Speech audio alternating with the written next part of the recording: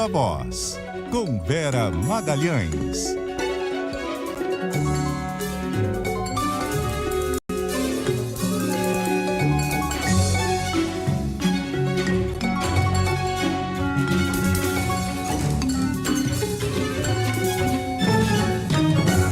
Boa tarde, Vera. Tudo bem? Oi, Cássia. Boa tarde. Bem-vinda de volta. Bom falar com você. Bom falar com você também, principalmente num dia como hoje, Vera, que a gente está cheio de notícia e ainda tem muita repercussão em relação às eleições na Venezuela. O governo brasileiro ainda não deu nenhuma fala clara a respeito desse processo eleitoral, se considerou o processo legítimo, seguro, se descartou a ocorrência de fraudes. E eu estava vendo aqui, Vera, o Celso Amorim, ele prorrogou a estada em Caracas, é isso? Prorrogou, Cássia. A expectativa era de que ele voltasse hoje, ele deverá voltar só amanhã. Por enquanto, a expectativa amanhã de manhã, mas a gente não sabe se pode ter um novo adiamento, né?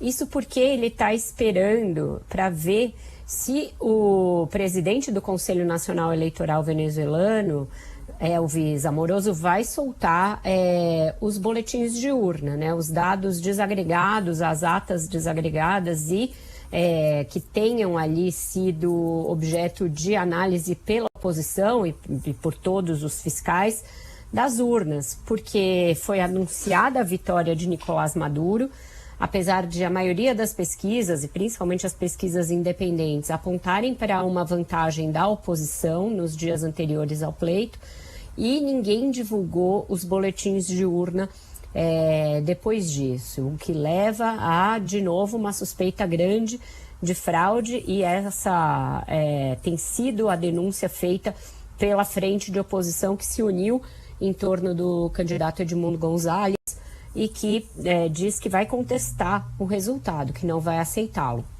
A coisa foi tão esquisita, sem esses boletins desagregados, sem as atas, que nem o Celso Amorim conseguiu validar o resultado da eleição. Ele que tem uma relação conhecida com o regime Maduro e que tem sido aí ao longo dos anos um dos responsáveis pelo fato do presidente Lula endossar o regime venezuelano como sendo uma democracia, quando todas as evidências já apontam no sentido contrário.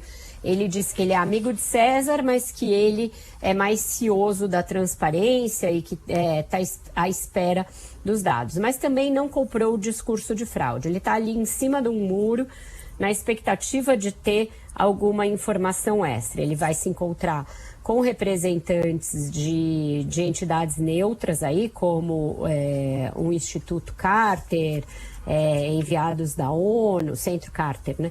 Enviados da ONU, etc., mas não deverá se encontrar nem com Edmundo Gonzalez e nem com a Maria Corina Machado, que é o principal nome da oposição, mas que foi impedida de disputar a presidência. O Celso Amorim tentou dar de novo uma no cravo, uma na ferradura, o que ainda mostra a dificuldade do governo brasileiro de ser duro com o governo venezuelano. Ele disse que se a União Europeia tivesse levantado embargos que ela pôs ao governo Maduro, poderia ter havido observadores da União Europeia na eleição e que aí o resultado seria diferente. De onde? De onde ele tira essa relação?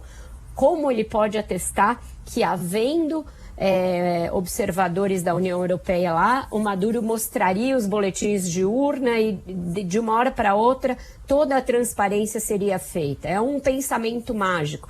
Pensamento mágico é como a gente chama aquela análise, aquele argumento que não tem pé nem cabeça, mas que mostra onde você está querendo chegar com as suas conclusões. Então o Brasil está nessa situação bem complexa, porque outros países foram muito mais duros ao cobrar o Maduro para que mostre esses resultados e já falando claramente que houve uma fraude, mas o Brasil não. A nota do Itamaraty foi muito neutra, pede quase, por favor, Maduro, quem sabe você poderia, se não for muito incômodo para você, mostrar algum boletim de urna, talvez um ou dois, não precisa mostrar tudo. É quase esse o tom da nota do Itamaraty, é quase pedindo, por favor, para que eles deem alguma razão para o governo brasileiro acreditar que foi tudo bem e reconhecer logo a reeleição do Maduro. O Lula está em maus lençóis nessa história.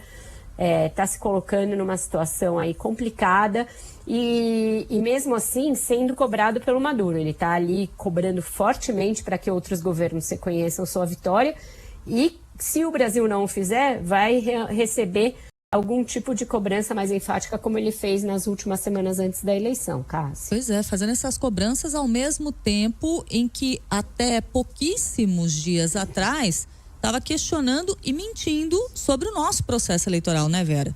Exato, a gente tem as urnas ali auditadas regularmente durante todo o período do ciclo eleitoral, não só na eleição ou às vésperas da eleição, e a gente tem boletins de urna individualizados, então qualquer candidato, qualquer pessoa pode ver o resultado em cada sessão, em cada zona eleitoral, em cada urna, porque isso tudo fica disponível simultaneamente ao que é apurado no site do TSE, no site dos tribunais regionais eleitorais, então o sistema todo ele transparente.